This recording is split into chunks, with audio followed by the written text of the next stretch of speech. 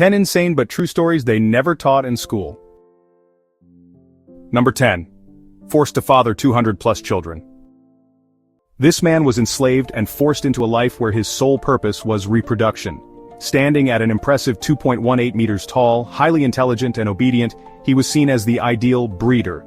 Known as Pata Seca, he was purchased specifically to father children who would strengthen his master's labor force. Unlike other enslaved individuals, he was not subjected to manual labor. Instead, he was given preferential treatment, well-fed, regularly checked for diseases, and shielded from harsh physical tasks. His only duty was to impregnate enslaved women. His owner even profited by renting him out to others for the same purpose. Over time, he fathered more than 200 children, many inheriting his strength and intellect, yet they too were born into slavery. When Brazil finally abolished slavery in 1888, he was granted a plot of land by his former master. Later he found love and built a family, having 9 children with his wife. Number 9. The African Samurai. In the 16th century, this man arrived in Japan as a servant but became something unheard of, a samurai of African descent. Standing over 6 feet tall, towering above the average Japanese warrior, he was a force to be reckoned with. His dark skin and immense strength fascinated the warlord Oda Nobunaga, who saw potential in him beyond servitude. Unlike other foreigners, Yasuke was not treated as a mere outsider. Nobunaga took him under his wing, training him in the way of the samurai.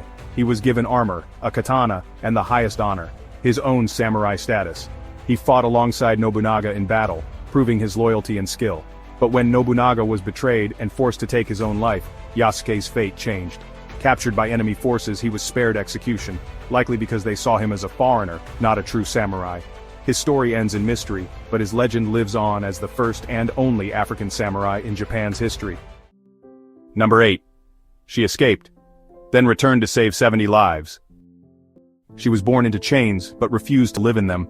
She suffered a head injury as a child that caused lifelong seizures and visions, but she believed those visions were divine guidance. Harriet Tubman was enslaved, beaten, and nearly killed. But she didn't break. In 1849 she escaped, and then she went back. Again and again, she returned to the South, risking death each time, not to free herself, but to free others. Armed with nothing but courage and faith, she led more than 70 people to freedom using the Underground Railroad, a secret network of routes and safe houses. But she didn't stop there. During the Civil War, Harriet became a spy for the Union Army. She gathered intel, led raids, and helped liberate hundreds more, this time in uniform. She never lost a passenger, never backed down, and never gave in to fear. They called her Moses. Not just for leading her people, but for showing the world what resistance looked like. Harriet Tubman wasn't just a conductor of freedom, she was a force of nature that slavery couldn't stop. Number 7. A sick white man and his slave.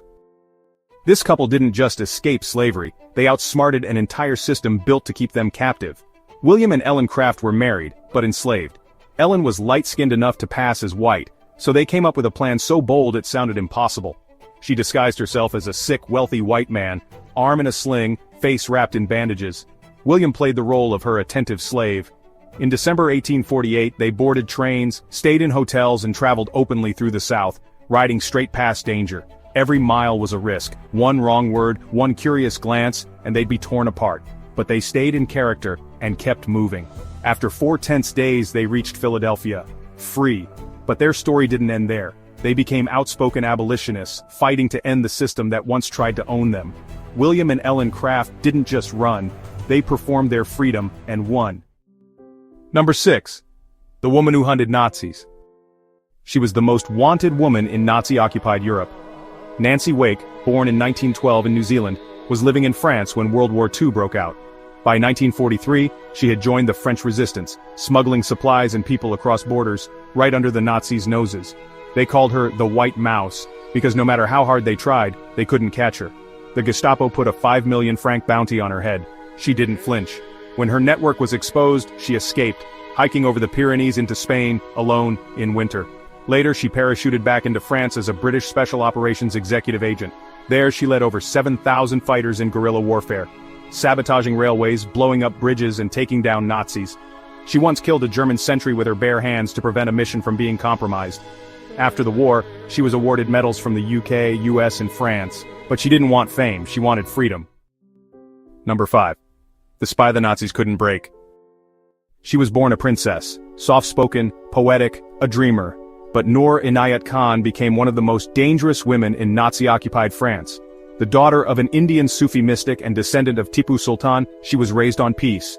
But when World War II erupted, she chose war. Trained by the British Special Operations Executive, she became the first female wireless operator sent into occupied France.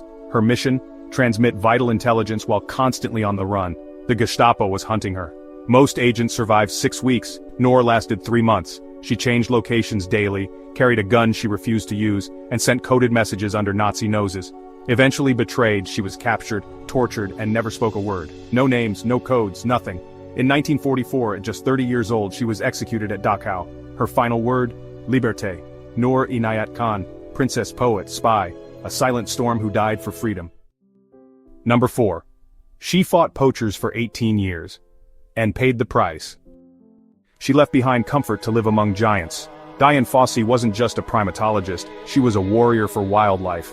Deep in the Rwandan mountains, she built her life among mountain gorillas, creatures once hunted, feared, and misunderstood. She didn't just observe them, she named them, mimicked their sounds, and gained their trust. Silverbacks approached her, infants played beside her. Over time, they became her family.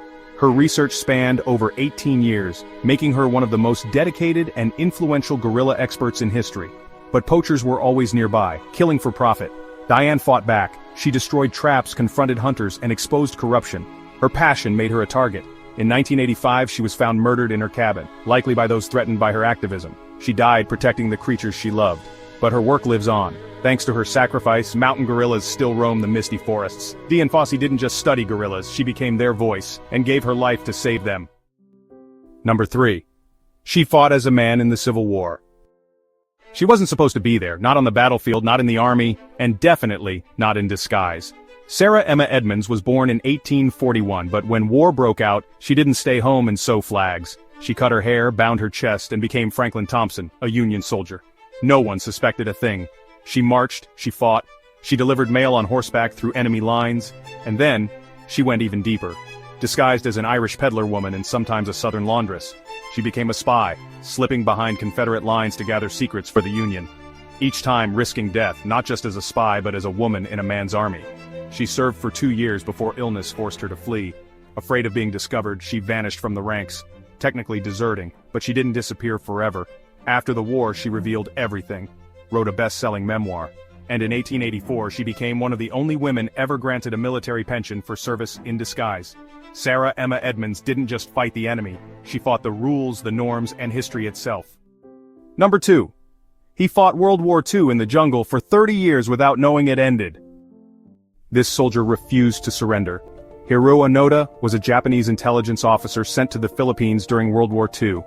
As the war came to an end in 1945, he received one final order: never surrender, and he obeyed.